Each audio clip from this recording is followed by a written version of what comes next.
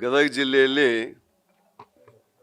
ಇವತ್ತು ಮಾನ್ಯ ಎಚ್.ಕೆ. ಪಾಟೀಲ್ರು ನಮ್ಮ ಉಸ್ತುವಾರಿ ಸಚಿವರು ಗಣರಾಜ್ಯೋತ್ಸವದ ಧ್ವಜಾರೋಹಣ ಮಾಡಿ ನಂತರ ಅವರು ಪರೇಡನ್ನು ವೀಕ್ಷಣೆ ಮಾಡಿದ ನಂತರ ಅವರ ಭಾಷಣ ಗಣರಾಜ್ಯೋತ್ಸವದ ಸಂದೇಶ ಅದರ ಓದ್ತಕ್ಕಂಥ ಸಂದರ್ಭದೊಳಗೆ ಭಾಳಷ್ಟು ಟೀಕೆಗಳನ್ನು ಮಾಡಿದ್ದಾರೆ. ವಿಕಸಿತ ಭಾರತ ಜಿ ರಾಮ್ಜಿ ಯೋಜನೆ ಕುರಿತು ಜನರಿಗೆ ತಪ್ಪು ಸಂದೇಶ ಕೊಡ್ತಕ್ಕಂಥ ಕೆಲಸವನ್ನು ಅವರು ಮಾಡಿದ್ದಾರೆ. ಹೀಗಾಗಿ ಇವತ್ತು ಕೇಂದ್ರದೊಳಗೆ ನರೇಂದ್ರ ಮೋದಿಯವ್ರ ನೇತೃತ್ವದೊಳಗೆ ವಿಕಸಿತ ಭಾರತ ಜಿ ರಾಮ್ಜಿ ಏನೊಂದು ಬಿಲ್ ಅದ ಅದು ಮಂಡನೆ ಆಗಿ ಲೋವರ್ ಹೌಸು ಅಪ್ಪರ್ ಹೌಸ್ನ ಪಾಸಾಗಿ ಗ್ರಾಮೀಣ ಅಭಿವೃದ್ಧಿಗಾಗಿ ಕೂಲಿಕರ ಪರವಾಗಿ ಬಡವರ ಪರವಾಗಿ ಗ್ರಾಮದ ಅಭಿವೃದ್ಧಿಗಾಗಿ ಮಂಡಿಸಿದಂಥ ಬಿಲ್ ಪಾಸಾದ ನಂತರ ಇವತ್ತು ಜನರಿಗೆ ತಪ್ಪು ಸಂದೇಶವನ್ನು ಅಂದರೆ ಅವರು ಬಡವರ ಉದ್ಯೋಗ ಹಕ್ಕನ್ನು ಕಸ್ಕೊಂಡಿದ್ದಾರೆ ಅನ್ನೋದು ತಪ್ಪು ಆಪಾದನೆ ಮಾಡ್ತಿದ್ದಾರೆ. ಇದನ್ನು ನಾವು ಕೇಳಲಿಕ್ಕೆ ಆಗೋದಿಲ್ಲ. ಇದನ್ನು ನಾವು ಪ್ರೊಟೆಸ್ಟ್ ಮಾಡಿ ನಾವು ಈ ಕಡೆ ಹೊರಗಡೆ ಬಂದಿದ್ದೇನೆ. ಒಟ್ಟಾರೆ ಇವತ್ತು ಮಾನ್ಯ ಎಚ್.ಕೆ. ಪಾಟೀಲ್ ಇವರು ಕಾನೂನು ಸಚಿವರನ್ನ ಪ್ರಶ್ನೆ ಮಾಡ್ತೀನಿ.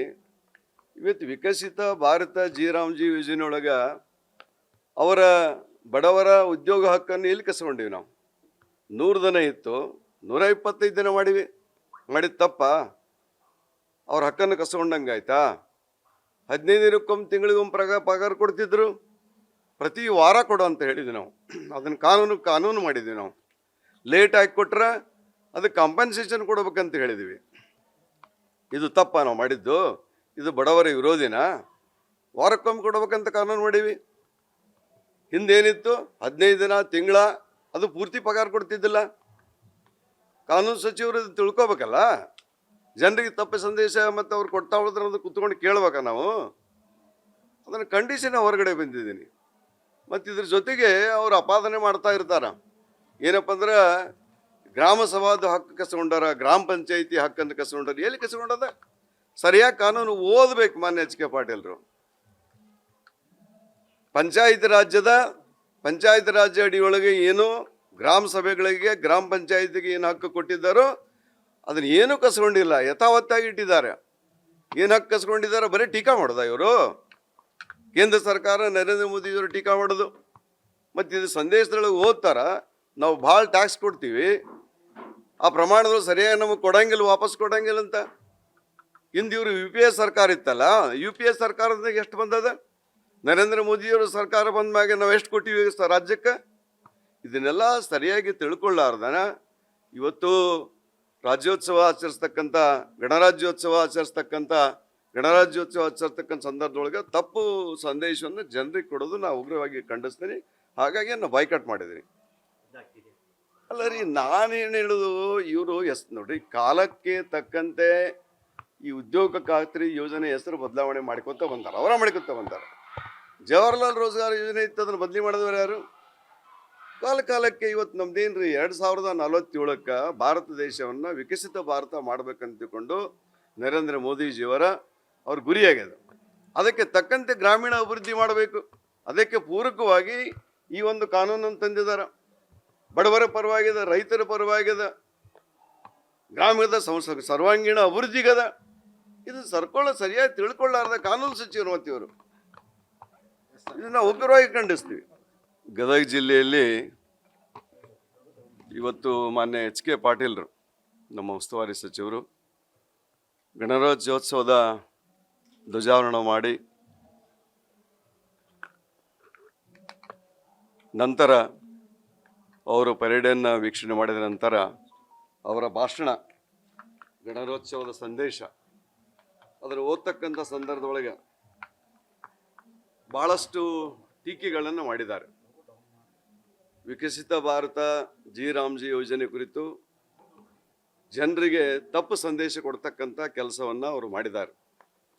ಹೀಗಾಗಿ ಇವತ್ತು ಕೇಂದ್ರದೊಳಗೆ ನರೇಂದ್ರ ಮೋದಿಯವ್ರ ನೇತೃತ್ವದೊಳಗೆ ವಿಕಸಿತ ಭಾರತ ಜಿ ರಾಮ್ಜಿ ಏನೊಂದು ಬಿಲ್ ಅದ ಅದು ಮಂಡನೆ ಆಗಿ ಲೋವರ್ ಹೌಸು ಅಪ್ಪರ್ ಹೌಸ್ನ ಪಾಸಾಗಿ ಗ್ರಾಮೀಣ ಅಭಿವೃದ್ಧಿಗಾಗಿ ಕೂಲಿಕರ ಪರವಾಗಿ ಬಡವರ ಪರವಾಗಿ ಗ್ರಾಮದ ಅಭಿವೃದ್ಧಿಗಾಗಿ ಮಂಡಿಸಿದಂಥ ಬಿಲ್ ಪಾಸ್ ಆದ ನಂತರ ಇವತ್ತು ಜನರಿಗೆ ತಪ್ಪು ಸಂದೇಶವನ್ನು ಅಂದರೆ ಅವರು ಬಡವರ ಉದ್ಯೋಗ ಹಕ್ಕನ್ನು ಕಸ್ಕೊಂಡಿದ್ದಾರೆ ಅನ್ನೋದು ತಪ್ಪು ಆಪಾದನೆ ಮಾಡ್ತಿದ್ದಾರೆ. ಇದನ್ನು ನಾವು ಕೇಳಲಿಕ್ಕೆ ಆಗೋದಿಲ್ಲ. ಇದನ್ನು ನಾವು ಪ್ರೊಟೆಸ್ಟ್ ಮಾಡಿ ನಾವು ಈ ಕಡೆ ಹೊರಗಡೆ ಬಂದಿದ್ದೇನೆ. ಒಟ್ಟಾರೆ ಇವತ್ತು ಮಾನ್ಯ ಎಚ್ ಕೆ ಪಾಟೀಲ್ ಇವರು ಕಾನೂನು ಸಚಿವರನ್ನ ಪ್ರಶ್ನೆ ಮಾಡ್ತೀನಿ. ಇವತ್ತು ವಿಕಸಿತ ಭಾರತ ಜಿ ಯೋಜನೆಯೊಳಗೆ ಅವರ ಬಡವರ ಉದ್ಯೋಗ ಹಕ್ಕನ್ನು ಎಲ್ಲಿ ಕಸ್ಕೊಂಡಿವಿ ನಾವು? 100 ದಿನ ಇತ್ತು, 125 ದಿನ ಮಾಡಿದ ತಪ್ಪ? ಅವ್ರ ಹಕ್ಕನ್ನು ಕಸ್ಕೊಂಡಂಗೆ ಆಯ್ತಾ? 15 ದಿನಕ್ಕೊಮ್ಮೆ ತಿಂಗಳಿಗೊಮ್ಮೆ ಪಗಾರ ಕೊಡ್ತಿದ್ರು, ಪ್ರತಿ ವಾರ ಕೊಡು ಅಂತ ಹೇಳಿದ್ವಿ ನಾವು. ಅದನ್ನು ಕಾನೂನು ಮಾಡಿದ್ವಿ ನಾವು. ಲೇಟ್ ಆಗಿ ಕೊಟ್ರೆ ಅದಕ್ಕೆ ಕಾಂಪನ್ಸೇಷನ್ ಕೊಡ್ಬೇಕಂತ ಹೇಳಿದ್ವಿ. ಇದು ತಪ್ಪ ನಾವು ಮಾಡಿದ್ದು? ಇದು ಬಡವರ ವಿರೋಧಿನ? ವಾರಕ್ಕೊಮ್ಮೆ ಕೊಡ್ಬೇಕಂತ ಕಾನೂನು ಮಾಡೀವಿ. ಹಿಂದೇನಿತ್ತು 15 ದಿನ ತಿಂಗಳ ಅದು ಪೂರ್ತಿ ಪಗಾರ ಕೊಡ್ತಿದ್ದಿಲ್ಲ. ಕಾನೂನು ಸಚಿವರು ತಿಳ್ಕೊಬೇಕಲ್ಲ. ಜನರಿಗೆ ತಪ್ಪು ಸಂದೇಶ ಮತ್ತು ಅವ್ರು ಕೊಡ್ತಾ ಹೋದ್ರೆ ಅದು ಕುತ್ಕೊಂಡು ಕೇಳ್ಬೇಕ ನಾವು? ಅದನ್ನು ಖಂಡಿಸಿ ಹೊರಗಡೆ ಬಂದಿದ್ದೀನಿ.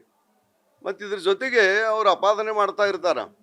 ಏನಪ್ಪ ಅಂದ್ರೆ ಗ್ರಾಮ ಸಭಾದ ಹಕ್ಕು ಕಸ್ಕೊಂಡಾರ, ಗ್ರಾಮ ಪಂಚಾಯಿತಿ ಹಕ್ಕನ್ನು ಕಸ್ಕೊಂಡಾರ. ಎಲ್ಲಿ ಕಸ್ಕೊಂಡದ? ಸರಿಯಾಗಿ ಕಾನೂನು ಓದಬೇಕು ಮಾನ್ಯ ಎಚ್ ಕೆ ಪಾಟೀಲ್ರು.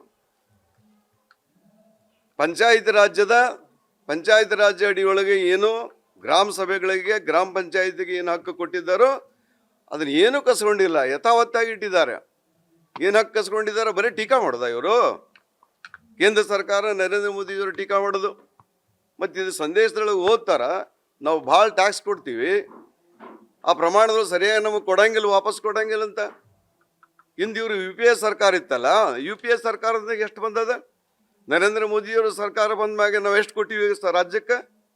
ಇದನ್ನೆಲ್ಲ ಸರಿಯಾಗಿ ತಿಳ್ಕೊಳ್ಳಾರ್ದನ ಇವತ್ತು ರಾಜ್ಯೋತ್ಸವ ಆಚರಿಸ್ತಕ್ಕಂಥ ಗಣರಾಜ್ಯೋತ್ಸವ ಆಚರಿಸ್ತಕ್ಕಂಥ ಸಂದರ್ಭದೊಳಗೆ ತಪ್ಪು ಸಂದೇಶವನ್ನು ಜನರಿಗೆ ಕೊಡೋದು ನಾವು ಉಗ್ರವಾಗಿ ಖಂಡಿಸ್ತೀನಿ. ಹಾಗಾಗಿ ನಾವು ಬಾಯ್ಕಾಟ್ ಮಾಡಿದ್ದೀನಿ. ಅಲ್ಲ ರೀ, ನಾನೇನು ಹೇಳೋದು, ಇವರು ನೋಡ್ರಿ, ಕಾಲಕ್ಕೆ ತಕ್ಕಂತೆ ಈ ಉದ್ಯೋಗ ಖಾತ್ರಿ ಯೋಜನೆ ಹೆಸರು ಬದಲಾವಣೆ ಮಾಡ್ಕೊತ ಬಂದಾರ. ಜವಾಹರ್ಲಾಲ್ ರೋಜ್ಗಾರ್ ಯೋಜನೆ ಇತ್ತು, ಅದನ್ನು ಬದಲಿ ಮಾಡಿದವರು ಯಾರು? ಕಾಲಕ್ಕೆ ಇವತ್ತು ನಮ್ದೇನ್ರಿ 2047ಕ್ಕೆ ಭಾರತ ದೇಶವನ್ನು ವಿಕಸಿತ ಭಾರತ ಮಾಡ್ಬೇಕಂತಕೊಂಡು ನರೇಂದ್ರ ಅವ್ರ ಗುರಿಯಾಗ್ಯದ. ಅದಕ್ಕೆ ತಕ್ಕಂತೆ ಗ್ರಾಮೀಣ ಅಭಿವೃದ್ಧಿ ಮಾಡಬೇಕು.